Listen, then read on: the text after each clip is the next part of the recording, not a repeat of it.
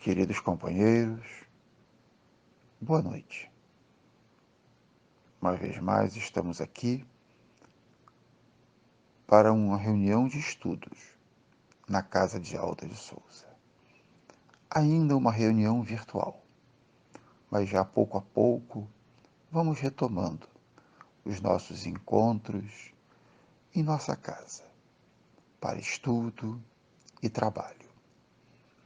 E para preparar o nosso ambiente, vamos ler uma página do livro Vida Feliz, de Joana de Ângeles, psicografia de Divaldo Franco, a mensagem de número 188. Nunca te omitas ante a tarefa de auxiliar, não somente com o dinheiro, a posição social relevante, o poder que se dispõe de recursos para ajudar. A palavra gentil é geradora de estímulos e valores que logram resultados preciosos. O verbo tem erguido civilizações, como levado multidões à guerra, à destruição. Usa a palavra para socorrer, emulando as pessoas caídas a levantar-se, os que dormem a despertar, os errados a corrigir-se, os agressivos a acalmar-se. Fala com elevação e bondade, tornando-te um microfone fiel a serviço do bem. Então vamos orar. Jesus, Mestre amado, Mestre amigo, aqui estamos, Senhor, uma vez mais, para estudarmos as lições que André Luiz registrou para nós como orientação daquilo que nos aguarda ao retornarmos à pátria espiritual, bem como o que é necessário fazer agora para que este retorno seja o mais ameno e agradável possível. Queremos pedir, Senhor, por todos aqueles que sofrem, que buscam a Ti de olhos cerrados para Te encontrar.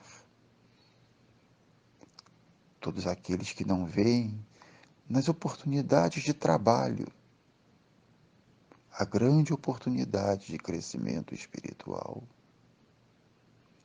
Pedimos por todos aqueles, Senhor, que ainda são do grupo das ovelhas desgarradas, onde talvez também nos incluamos. Em muitos momentos, não sabendo seguir-te, não sabendo posicionarmos como deveríamos, como bons cristãos. Ampara-nos a todos, Senhor Jesus, encarnados e desencarnados, vinculados a este planeta de provas e expiações. E que possamos, caminhando juntos, aprender algo que nos ajude a libertar-nos do nosso passado. E assim, Senhor, queremos pedir a vós, a nossa querida mentora Alta de Souza, e sobretudo a Deus, nosso Criador e Pai, permissão para iniciarmos mais esta reunião de estudos na Casa de Alta de Souza. Graças a Deus, que assim seja. Muito bem, estamos hoje iniciando o capítulo 20 do livro Ação e Reação, ditado pelo Espírito André Luiz, através da psicografia de Francisco Cândido Xavier. Este último capítulo tem como título Comovente Surpresa, como se, na verdade, cada capítulo deste livro não houvesse sido uma surpresa e não houvesse sido comovente nos seus acontecimentos em tudo aquilo que nos foi relatado por André Luiz. Mas esse agora tem já como título e diz que nos espera não só uma surpresa, mas uma comovente surpresa. E vamos nos permitir a leitura de todo o texto que nos cabe comentar, porque entendemos que cada um dos parágrafos tem algo muito importante, tanto para o nosso conhecimento, como para o exercício da nossa emoção, dos nossos sentimentos. E André Luiz começa assim: durante 3 anos, estivemos quase que diariamente na Mansão Paz, estudando lições preciosas e aprendendo a servir. E quando a gente lê o livro, a gente pensa que tudo se passou em poucas semanas, no máximo alguns meses, mas não. Foram 3 anos de trabalho de Hilário e André Luiz na Mansão Paz, buscando oportunidades de aprendizado, estudando as lições que apareceram durante este período. E, muito importante essa parte final, aprendendo a servir. Parece fácil servir, mas o nosso orgulho faz com que isso seja das tarefas mais difíceis. Na mensagem de abertura, de certa maneira, já nos é alertado isso, que devemos buscar isso, aprender a servir, aprender a ser útil, aprender a atender aquilo que é necessário e não o que nós queremos. E depois continua: ali, ao pé de Druso, na comunhão fraternal de Silas, e junto de outros amigos prestimosos, recolhemos experiências e apontamentos sublimes. Que imagem! Imaginem André Luiz, Hilário e outros, como que sentados ao pé de Druso, demonstrando que Druso tem uma capacidade, uma envergadura muito maior do que ele, muito maior do que Hilário. Enquanto que com Silas e com outros é colocada a comunhão fraternal, são irmãos, estão ao pé de Druso.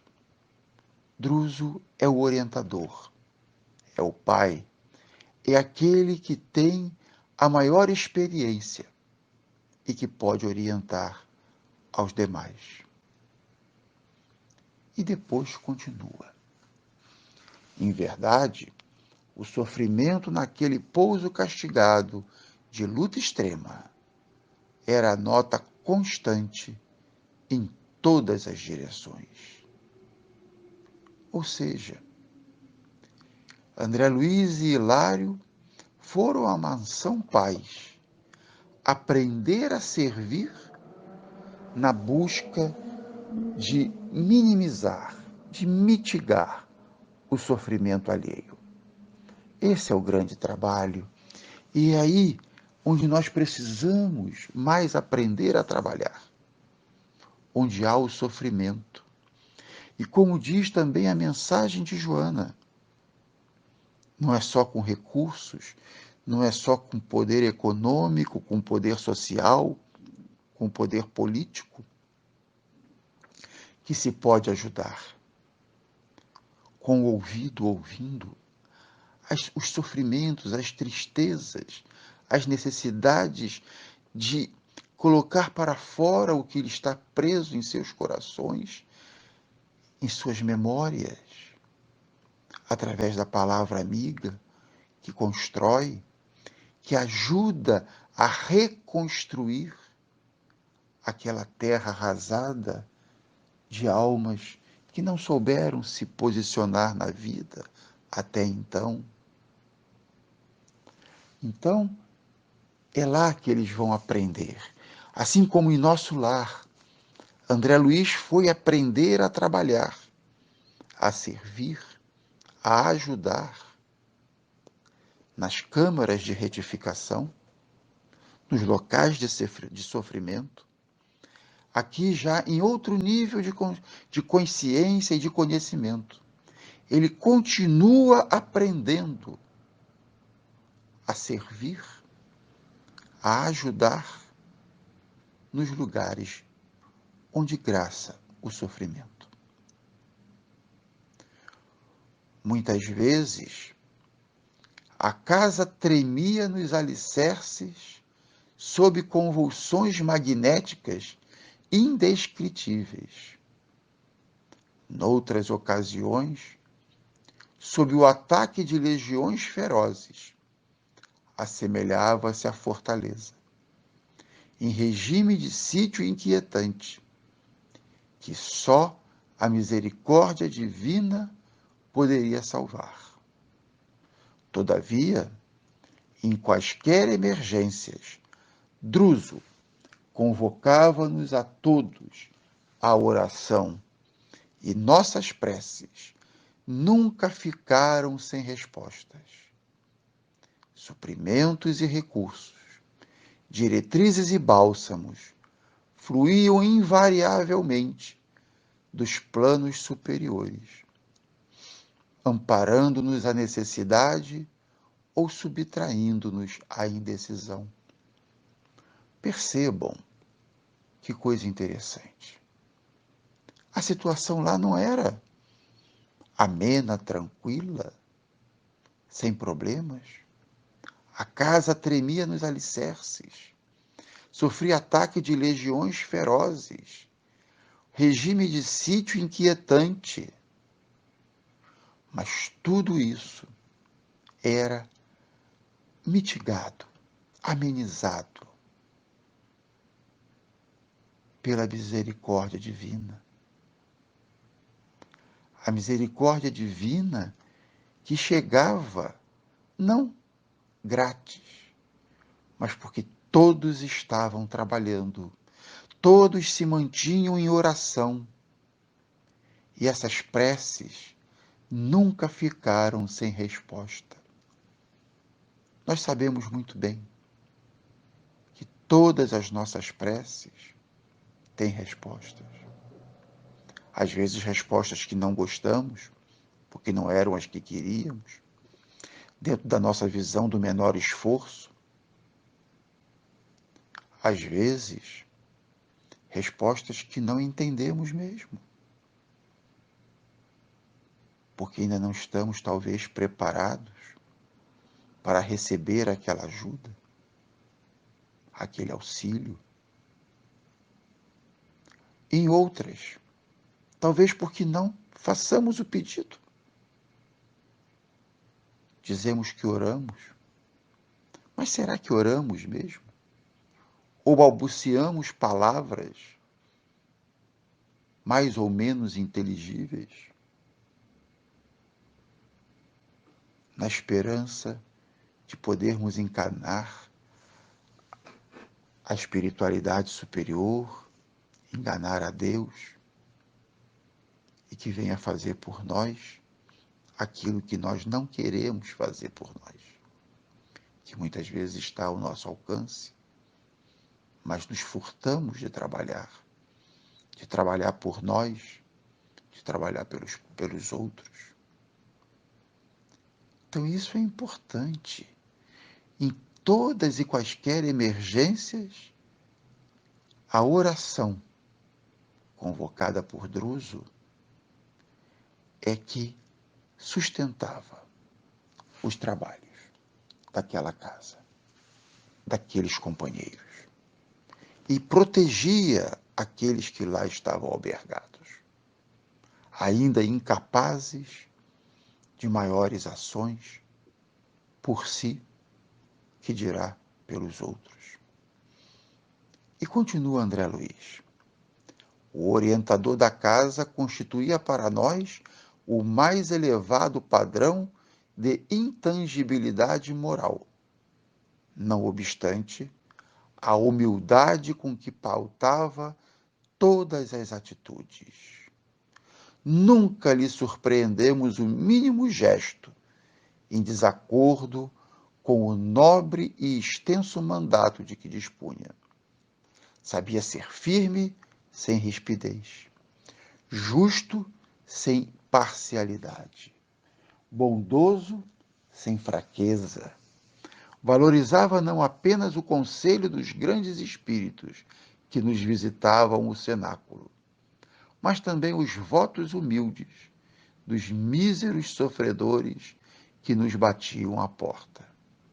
Mantinha amorosa reverência diante dos supervisores da mansão, a cujos avisos atendia, presto, tanto quanto mostrava o melhor carinho no desvelo incessante em favor dos infelizes que nos rogavam concurso e entendimento.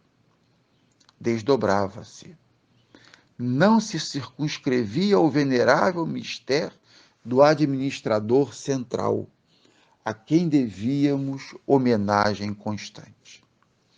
Era o conselheiro devotado de todos os assessores, o médico dos internados, o mentor das expedições e o enfermeiro tolerante e simples, sempre que as circunstâncias o exigissem. Percebam o quanto este companheiro já cresceu, já tem a oferecer, mas tudo isso é fruto de um trabalho que nós vimos em capítulos anteriores. Iniciou 50 anos antes, já na espiritualidade, com os trabalhos humildes da casa, até que, aprendendo os mistérios do trabalho e aprendendo a amar, pôde chegar à condição de condutor daquela instituição. Mas ainda continua trabalhando com humildade em todo e qualquer serviço. Como diz no final, sempre que as circunstâncias o exigissem. Então, quando era necessário, lá estava ele, ajudando, orientando, colaborando, curando feridas, dando conselhos, ouvindo, fazendo o que fosse necessário para que cada um pudesse melhorar. E ele também, porque todo esse trabalho, apesar dos seus conhecimentos, das suas aquisições, seguramente também acrescentavam a ele mais conhecimentos e mais aquisições morais. É isso. É isso que muitas vezes nos negamos a fazer o trabalho simples, o trabalho humilde, aquele trabalho pequenininho, que muitas vezes não é nem muito perceptível, mas que se não for feito, alguma coisa vai estar faltando. Algo não estará adequado. Imaginem o quanto não deviam de sofrer aqueles que batiam à porta da mansão Paz. O que mais deviam de procurar era justamente a paz, paz de espírito, que eles não tinham. E não tinham por méritos próprios, por não se haverem dedicado a conquistá-la. Mas não importa. Precisamos ajudar as ovelhas desgarradas, porque nós também somos ovelhas desgarradas. Nós ainda não estamos com as ovelhas que seguem o pastor adequadamente. humildemente, com todas as tarefas cumpridas. Nós ainda somos ovelhas rebeldes, que nos desgarramos em muitas oportunidades, de maneira sutil ou de maneira grosseira, mas nos desgarramos. Então temos que continuar trabalhando para sedimentarmos essa vontade de querer melhorar, de querer crescer, de querer alcançar melhores condições espirituais. E continuando. Contudo, onde lhe notávamos a mais impressionante assiduidade, era justamente a cabeceira dos desditosos irmãos, recolhidos nos tenebrosos desfiladeiros em que se situava a instituição. Noite a noite, sempre que desejássemos, podíamos acompanhar-lhe os serviços magnéticos, junto de Silas, identificando criaturas infortunadas que, a se desviarem nas sombras, haviam perdido a noção de si mesmas, dementadas pela viciação ou transtornadas pelo próprio desespero. Era sempre doloroso encarar os companheiros disformes e irreconhecíveis que a flagelação mental ensandecera. Por mais de uma vez, Hilário e eu desfizéramos-nos em pranto à frente daquelas torvas fisionomias, que o extremo desequilíbrio imobilizava em terrível prostração ou amotinava em crises de loucura. Druso, porém, inclinava-se sobre todos os infelizes, sempre com a mesma ternura. Depois da oração costumeira, articulava operações magnéticas assistenciais e, logo após, com a devida segurança, interrogava os recém-recolhidos, enquanto fixávamos anotações diversas, atinentes à colaboração que nos cabia desenvolver. 2, 3, 4 horas despendia ele pessoalmente cada noite, no trabalho socorrista que considerava sagrado, sem que nenhum dos companheiros encontrasse a menor oportunidade de substituí-lo. À exceção dele, todos nos revezávamos na cooperação solicitada ou espontânea, no serviço de amparo e consulta aos irmãos, que o mergulho indiscriminado nas sombras havia enlouquecido.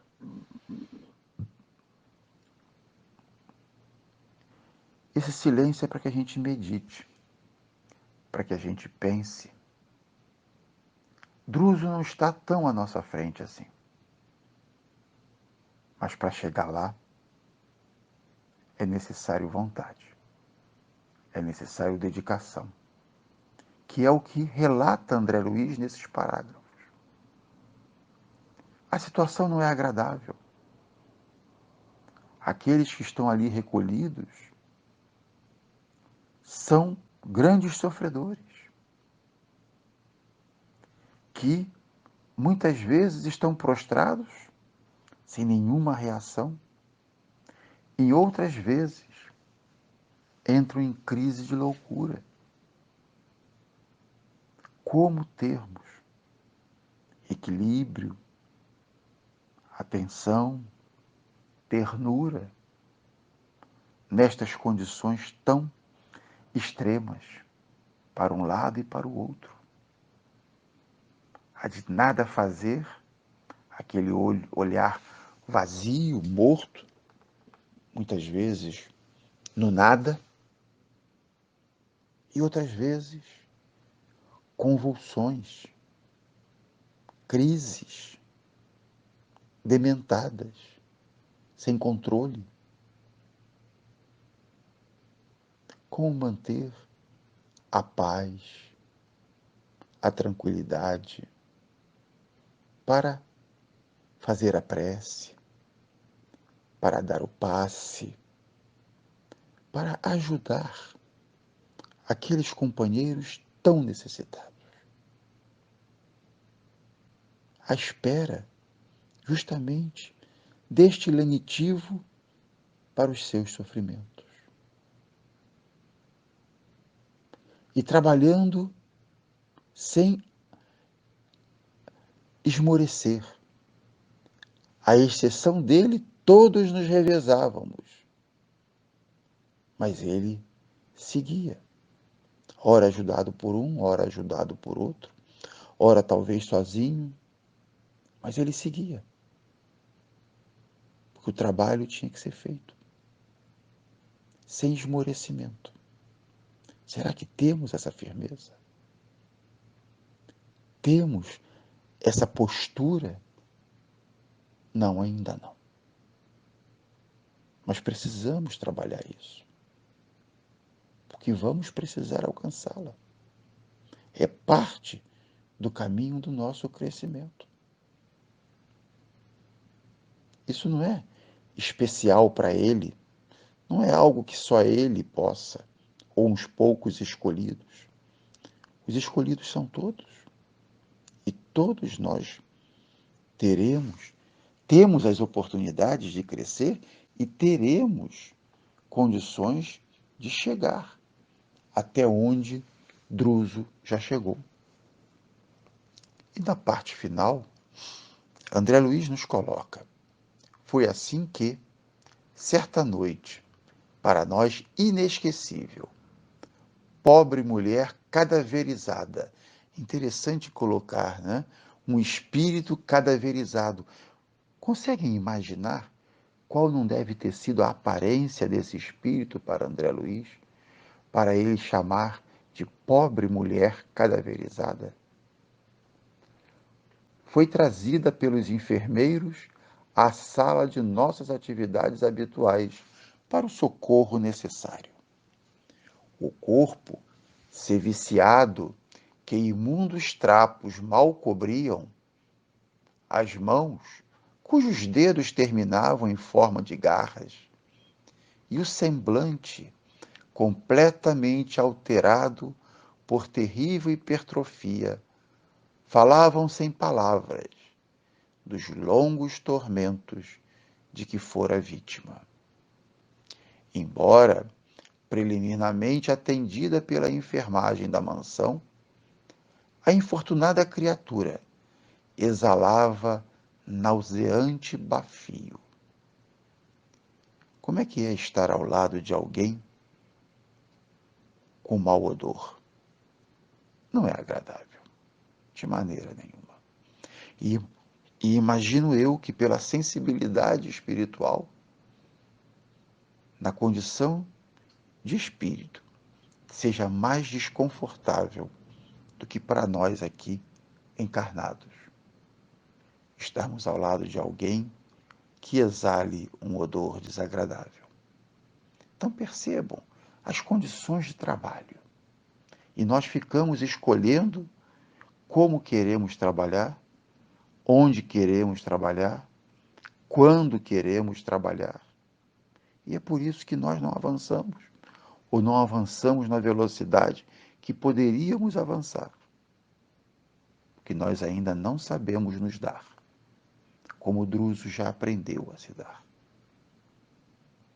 Druso, no entanto, qual acontecia noutros casos, afagava-lhe a fronte com paternal carinho. Fim da prece, com que assinalava o início da tarefa assistencial, começou a aplicação de passes, acordando-lhe as energias. Em seguida, notando que fundos gemidos se lhe exteriorizavam do peito, o abnegado amigo concentrou os seus potenciais de força magnética no cérebro da infeliz, que começou a mover-se, subitamente reanimada. E aqui é a hora de nós pararmos, deixando espaço para todos para poderem meditar sobre essa lição, esse trecho do capítulo 20 do livro Ação e Reação. Até porque, como diz o início do capítulo, né, no título, que há uma comovente surpresa. E nós vamos deixar essa comovente surpresa para a semana que vem, para a próxima sexta-feira, encontrarmos com ela. Vamos então orar, agradecendo a Deus, a Jesus, a Alta de Souza, a toda a espiritualidade amiga que cuida, que orienta a nossa casa,